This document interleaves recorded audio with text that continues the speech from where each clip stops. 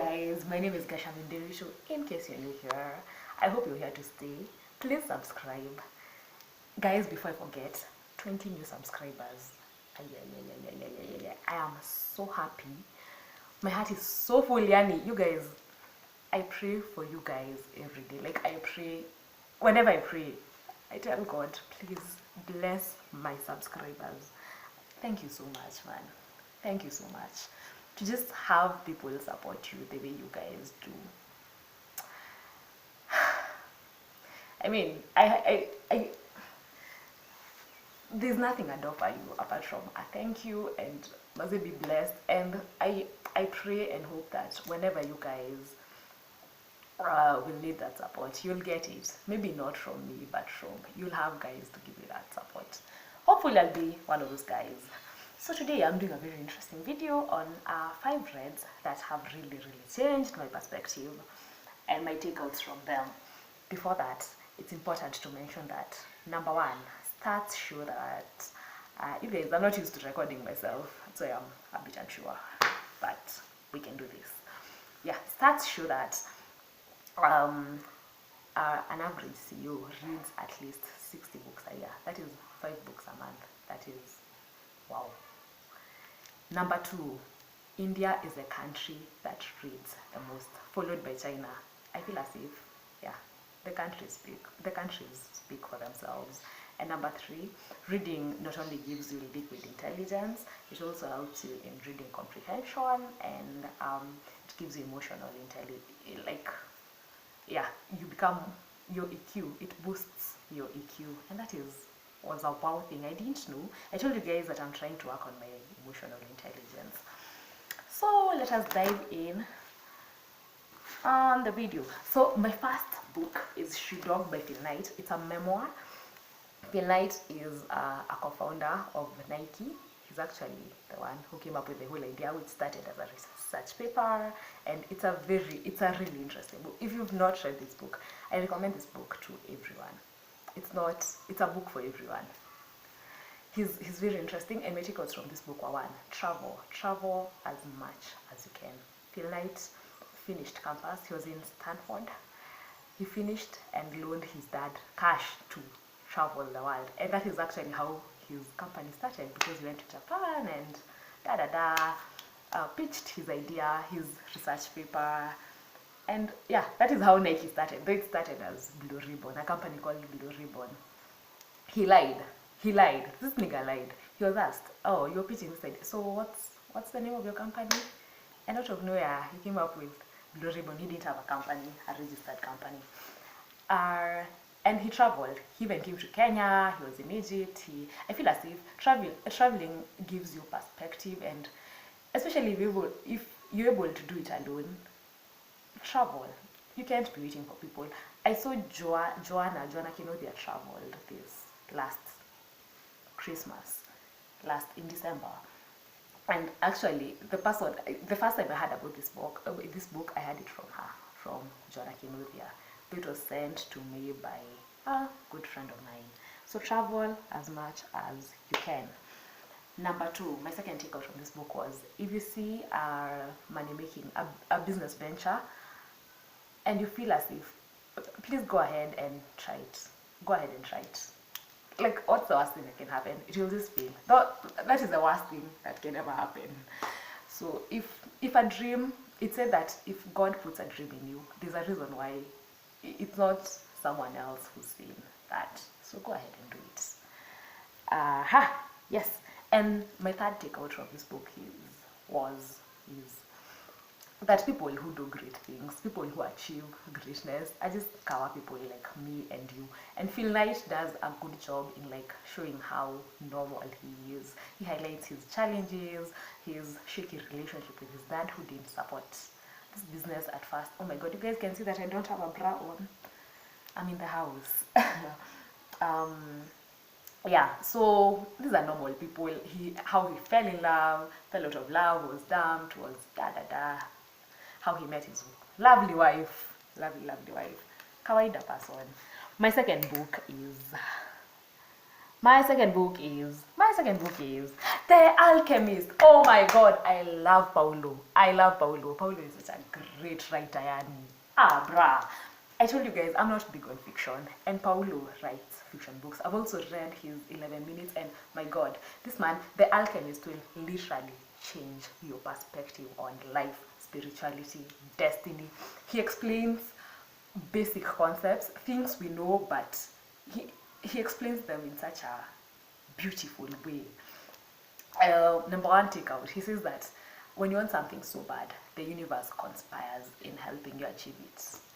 That is something that has never left me ever since I read The Alchemist. He also says that love, if you have to choose between love and your dreams, then that is not true love, which is true.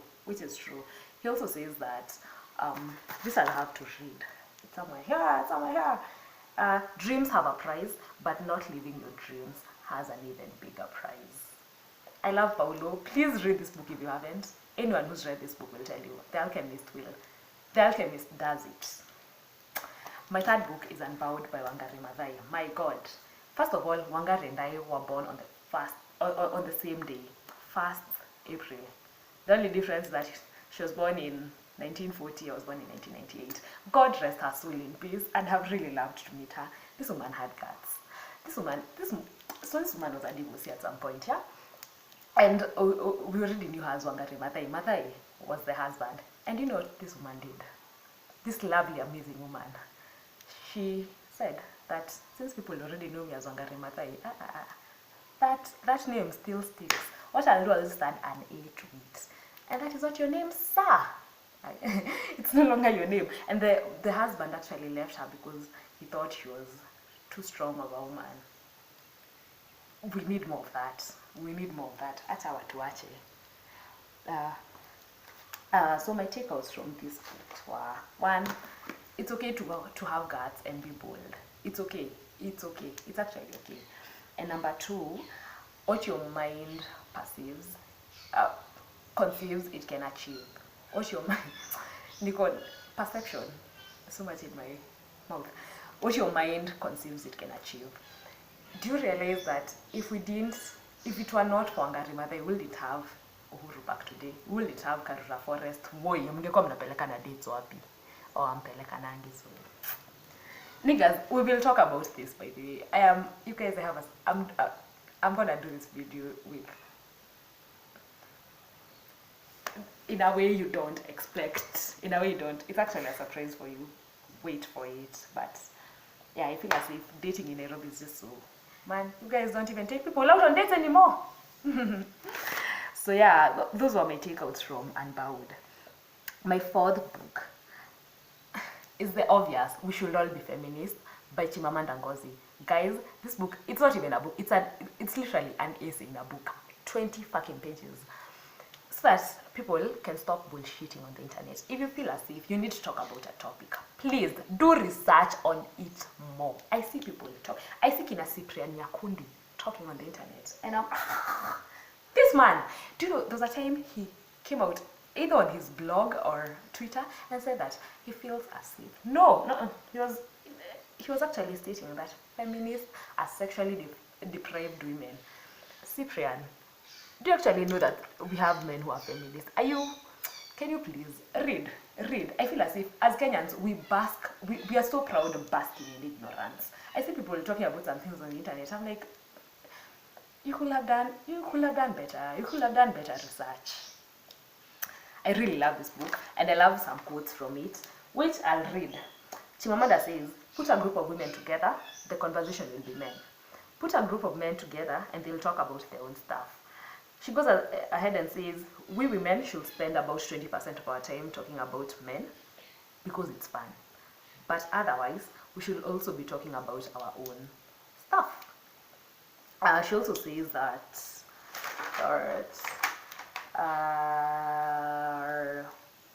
we teach girls shame, close your legs, cover yourself. We make them feel as if being born female. I don't know what's wrong with my pronunciation today. Being born female they were already guilty of something. And so girls grow up to be women who can say they have desire. They grow up to be women who silence themselves. They grow up to be women who cannot say what they truly think. And this is the worst we do to girls. They grow up to be women who've turned pretense into an art form. And I can totally relate to whatever Chimamanda is saying. She has a lot of good. Please read this book. Read this book, especially if you feel as if you need to contribute to the whole feminism conversation. Read this book. Not my notebook, but like We Should All Be Feminist by Chimamanda. My favorite book, which was my first read this year, which I'm really glad I read it. I'd recommend this book to anyone who wants to go the real estate path. A book by Donald Trump, yes, and Tony. I can't bring myself into pronouncing his second name, but the book is a top deal. It has had a lot of controversy. Tony saying that this man, Donald, didn't help him in writing the book, so he shouldn't be taking credit. Donald Trump saying that he actually wrote the book. Donald is a very controversial person.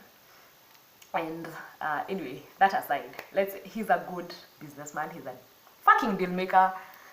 He's smart, and he's a hard worker. As much as he was impeached and Donald works, Donald is an overachiever. Donald has delivered.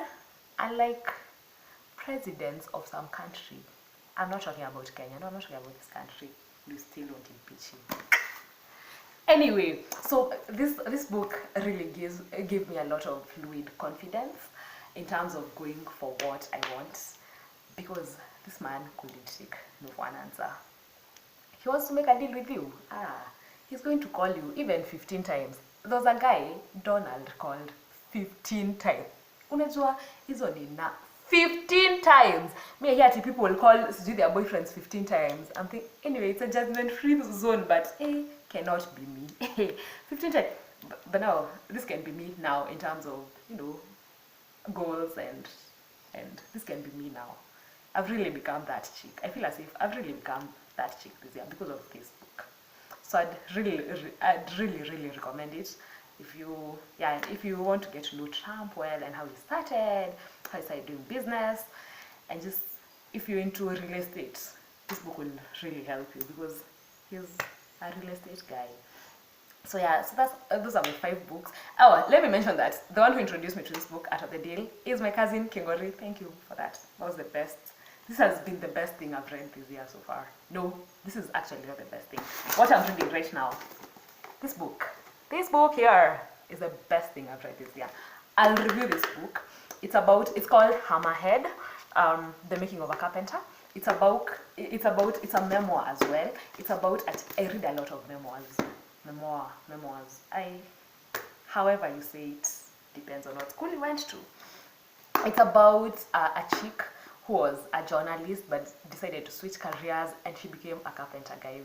This is a book for anyone who wants to switch career, thinking of switching career. It's just a good book. It's a good book. I'm going to review it on my Instagram. If you don't follow me on Instagram, The Feminist Who Loves Men, please do.